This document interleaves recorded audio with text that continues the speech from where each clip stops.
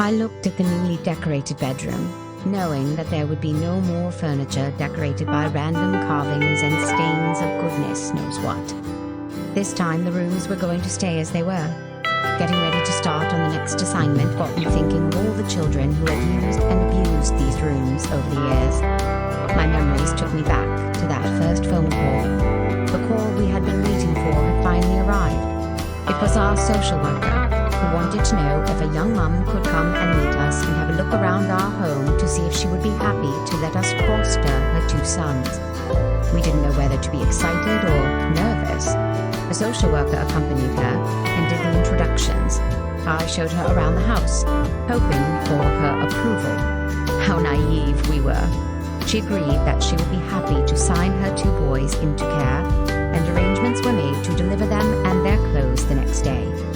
Our social worker had advised us that we would be wise to provide ourselves with a stock of different sized clothing in case of emergencies. That was the best advice that we have ever been given. We had made sure that our spare room was spotless and child-friendly, so we felt we were prepared for anything. The social worker arrived the next day as planned with Mum and her 2 sons, Matthew, who was 3 years old, and Stephen, who was 18 months old. Mum gave me a list of their likes and dislikes, the main one being that they hated baths or being washed. Of course, I didn't have trouble believing her when I saw the boys. I thought they were gorgeous, at least what I could see through the dirt. They settled in well after Mum and the social worker left. We decided not to push our luck and we sent them to bed that first night without baths. I opened their case to get them some pajamas and immediately closed it again. I shoved it under the bed, where it could stay until such time as they went home. At least with it closed, we wouldn't be subjected to the smell. That first morning, they got up, bright and cheerful, and went off out to play in the garden. It was early spring, and the weather was perfect.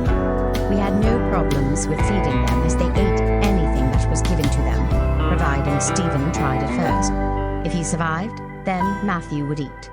By bedtime, we realized that we should really get them washed somehow because, as much as we liked potatoes, we didn't think that the ones that could easily grow in their ears would be very appetizing.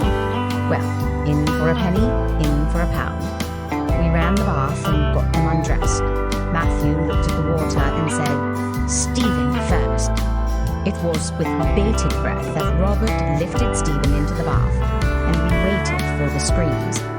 But there weren't any, so Matthew decided that it was obviously safe for him to get in with his brother. An hour later, we had to beg them to get out and get dressed for bed. Eventually, they did as they were asked. We took them into the kitchen, sat them on the floor, and gave each of them a drink of milk and a few biscuits. And as soon as they were finished, I got the dustpan and brush and cleaned the crumbs off the floor before tucking them up in their beds. The next week went wonderfully. They were a dream to look after. They didn't fight with each other. In fact, they were very protective of one another. At that time, we had neighbors who had 3 boys. One of them happened to be the same age as Stephen. One day, when Stephen and Matthew were playing with them, one of the little neighbor boys happened to take Stephen's toy away from him. Before we knew what was happening, Matthew picked up a stone and was about to hit the little boy. We managed to stop him in time, so, needless to say, we had to keep a sharp eye on our charges when they were playing with other children. A few days into the second week, the boys' social worker came to see how they were getting on. After she had visited with them for about a half hour, she said she owed me an apology. When I asked her what for, she replied that when she'd left the children with us, she went away thinking that she would be back pretty soon to pick up the pieces. She hadn't believed that I'd be able to cope with them, because I looked so young and inexperienced. But when she saw the children and watched them play, she said they didn't appear to be the same boys that she had left with us. Little did she know that, being the youngest of 16 children, I had always been around youngsters. From the time I was old enough, I did a lot of babysitting for many of my nieces and nephews. Even after we were married, some of them used to come and stay with us at weekends when we lived in Harrow. And when we moved to the village, they often came and stayed in the school holidays.